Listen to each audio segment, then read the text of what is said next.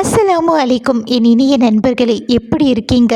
நாங்கள் சூப்பராக இருக்கோம். நீங்களும் நல்லா இருக்கணும். Welcome to my vlogs Tamil channel.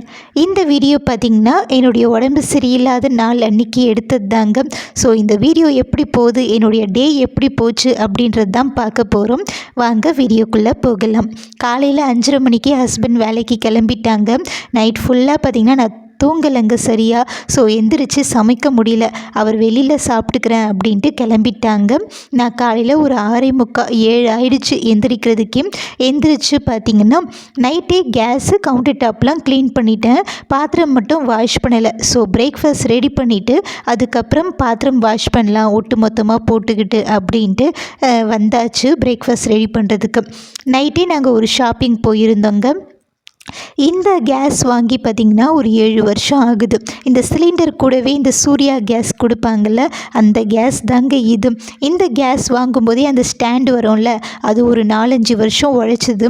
அதுக்கப்புறம் பார்த்திங்கன்னா அது வீணாக போயிடுச்சு. அதுக்கப்புறம் பார்த்திங்கன்னா ஸ்டாண்டு வாங்கினோம், அந்த பிளாக் கலரில் லூஸில் கடையில் போயிட்டு வாங்கிட்டு வந்தோம். அப்போவே நான் நினச்சேன் நம்ம அடுத்து பார்த்திங்கன்னா கண்டிப்பாக ஒரு 3 பர்னர் இருக்கிற மாதிரி ஒரு கேஸ் வாங்கணும் அப்படின்ட்டு நினச்சிட்டே அந்த ஸ்டாண்டு வாங்கினேங்க.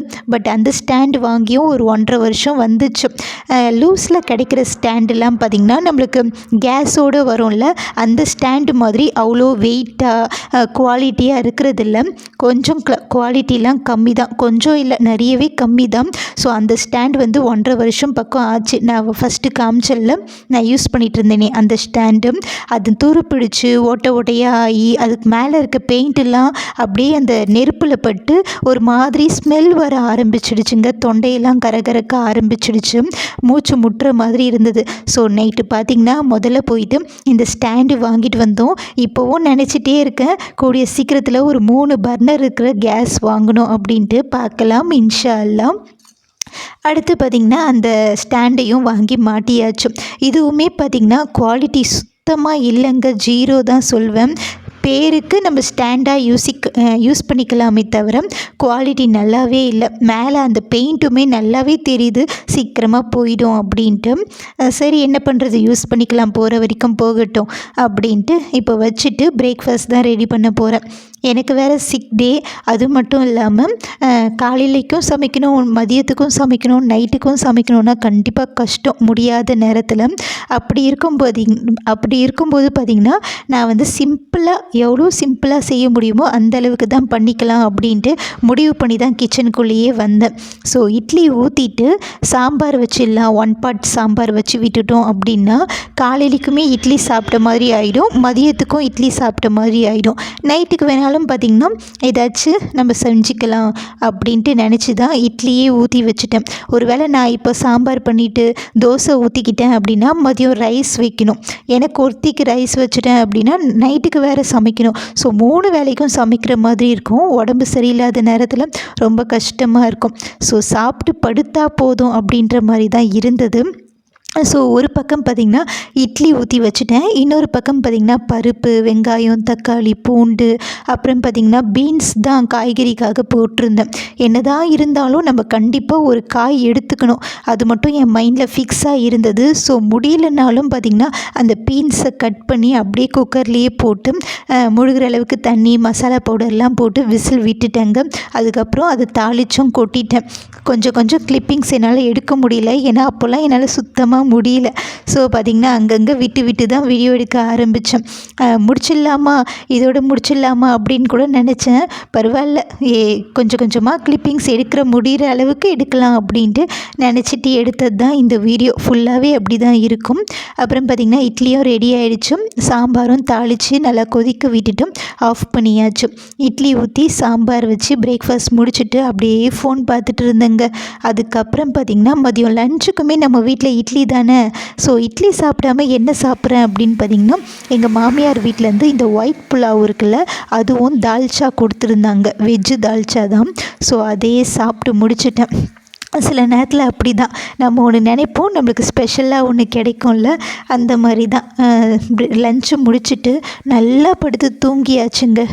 டேப்லெட் போட்டுட்டு நல்லா தூங்கிட்டு ஒரு 4:30 மணிக்கு தான் எந்திரிச்சா செம்ம மழை, நல்ல வெயில், அது கூடவே செம்ம மழை.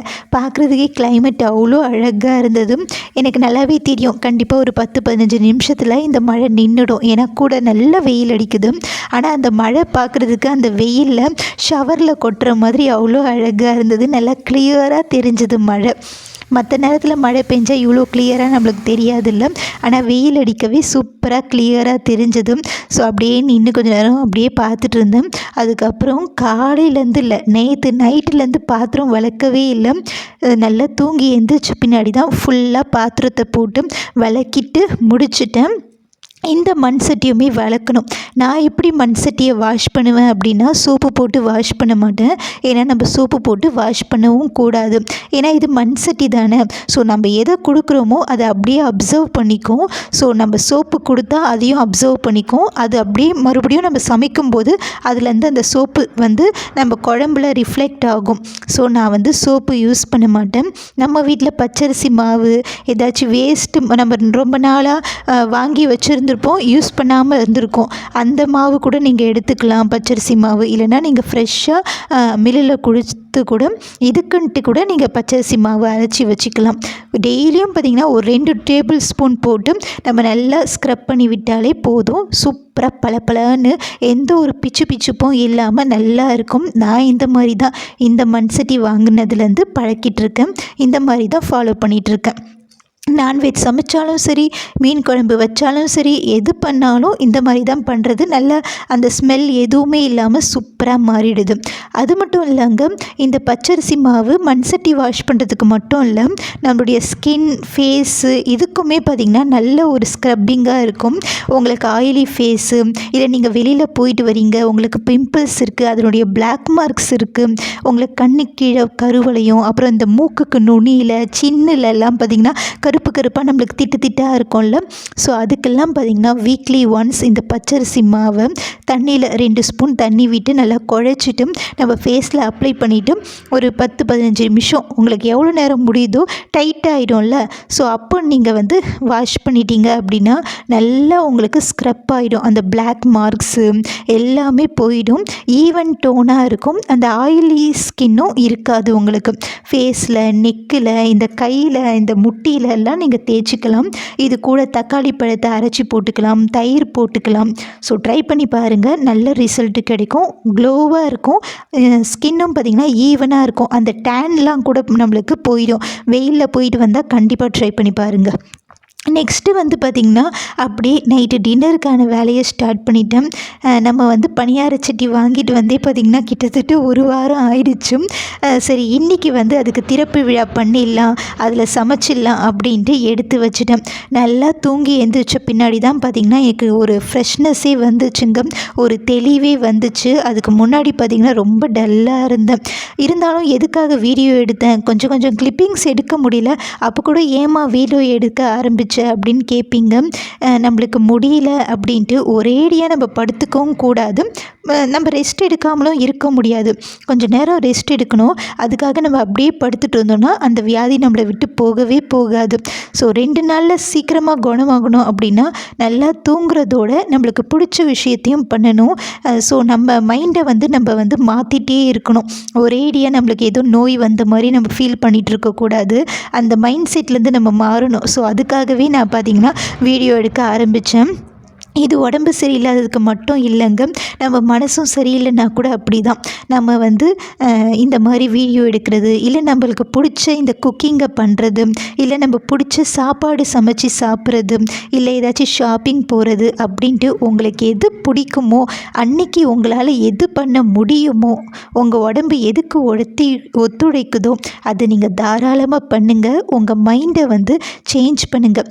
முதல்ல பார்த்திங்கன்னா நம்மளுக்கு உடம்பு சரியில்லாமல் ஆகும்போது கண்டிப்பாக நம்ம உடம்பு டயர்ட் ஆகும், கூடவே நம்ம மனசுமே பார்த்திங்கன்னா ஒரு மாதிரியாக அப்செட் ஆகும், கொஞ்சம் டயர்ட் ஆகும். அந்த நேரத்தில் நம்ம மனசையும் மைண்டையும் முதல்ல நம்ம திசை திருப்பணும். எதுலையாச்சும் நம்ம நம்மளுடைய கவனத்தை மாற்றிட்டோம் அப்படின்னா அதில் நம்மளுக்கு கொஞ்சம் பார்த்திங்கன்னா நம்மளுக்கு கவனம் போயிடும். ஸோ நம்ம உடம்போட அலுப்பும் அந்த டயர்ட்னஸும் நம்மளுக்கு குறைய ஆரம்பிக்கும். நம்மளுக்கு உடம்பு சரியில்லை அப்படின்ற தாட் முதல்ல நம்மக்கிட்ட இருந்து போகும்.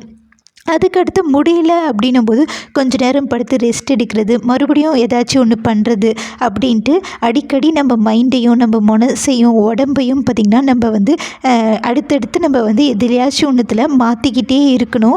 எதுலையாச்சும் டைம் ஸ்பெண்ட் பண்ணிகிட்டே இருக்கணும். எனக்கு உடம்பு சரியில்லை அப்படின்ட்டு நம்ம சுத்தமாக தூங்கிட்டே இருக்கவும் கூடாது, அதே நேரத்தில் ரொம்ப ஸ்ட்ரெயின் பண்ணவும் கூடாது. கொஞ்ச நேரம் தூங்கணும், கொஞ்ச நேரம் ரெஸ்ட் எடுக்கணும், கொஞ்ச நேரம் பார்த்திங்கன்னா ஏதாச்சும் ஒன்று பண்ணிக்கிட்டே இருக்கணும். அப்போ தான் நம்ம உடம்பு பார்த்திங்கன்னா அதுலேருந்து சீக்கிரமாக மீண்டு வரும். நம்ம மனசில் வேறு எந்த ஒரு தாட்டுமே வராது. ஸோ அவ்வளோதாங்க. நைட்டு பணியாரம் சுட்டு சாம்பார் வச்சு இது வரைக்கும் நான் சட்னி கூட தாங்க இந்த பணியாரத்தை வச்சு சாப்பிட்ருக்கேன். பட் ஃபஸ்ட் டைம் நான் சாம்பார் கூட வச்சு சாப்பிட்றேன். இந்த காம்பினேஷனுமே பார்த்திங்கன்னா சூப்பராக இருந்தது. நானும் ஹஸ்பண்டும் ரொம்ப லைக் பண்ணி சாப்பிட்டோம். அவ்வளோதாங்க. இந்த வீடியோவை நம்ம இதோட முடிச்சுக்கலாம். பிடிச்சிருக்கோன்னு நினைக்கிறேன். பிடிச்சிருந்தா கண்டிப்பாக லைக் பண்ணுங்கள், ஷேர் பண்ணுங்கள், கமெண்ட் பண்ணுங்கள், மறக்காமல் சப்ஸ்கிரைப் பண்ணுங்கள். தேங்க்ஸ் ஃபார் வாட்சிங். Keep supporting me. பாய்.